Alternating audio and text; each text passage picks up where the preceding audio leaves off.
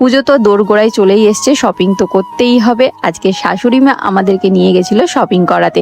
তো প্রথমে চলে এসেছিলাম বাজার কলকাতায় এসে আমার এই শার্টগুলো বেশ ভালোই লাগছিল। জিন্সের স্কার্ট এইগুলোর সাথে কিন্তু পরলে বেশ ভালোই লাগবে দেখতে। আর এখন আমি যেহেতু একটা ছোট্ট পরীর মা, তাই যখন যেখানেই শপিং এ যাই না কেন আগে কিন্তু ওর জামা কাপড়টাই দেখা হয়, তারপর আমাদের। তাই প্রথমে আমার টুইঙ্কেলের জন্য অনেক খুঁজে খুঁজে জামা কাপড় কিনে নিয়ে তারপর চলে এসেছিলাম আমার জন্য শাড়ি কিনতে। আর এইবারে সব থেকে মজার ব্যাপার হলো আমার টুইঙ্কেলই কিন্তু আমার শাড়িটা পছন্দ করে দিয়েছে। আচ্ছা, তোমরা কি গেস করে বলতে পারবে আমি কোন শাড়িটা নিয়েছি? আজকের মতো আমাদের শপিং কিন্তু কমপ্লিট। দোকানের বাইরে এই বেলুনগুলো দেখতে পেয়ে মাম্মামের জন্য একটা নিয়েই নিলাম।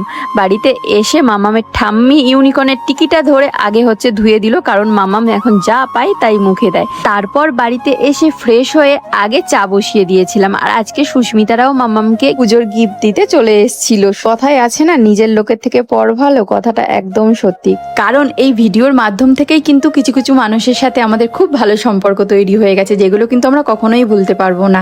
আর সুস্মিতারা চলে যাওয়ার পর কিন্তু এখানে আমার ননদ আর নন্দাই এসেছিল মাম্মামকে দেখতে। তোমরা তো জানো আমরা সবসময় হেসে খেলে থাকতেই পছন্দ করি, আর মাম্মাম আসার পর থেকে সেটা যেন আরো বেড়ে দ্বিগুণ হয়ে গেছে। কারণ রোজ মাম্মামকে কেউ না কেউ দেখতে আসতেই আছে, আর আমাদের বাড়িতে কেউ আসলে আমরা কিন্তু ভীষণ খুশি হই।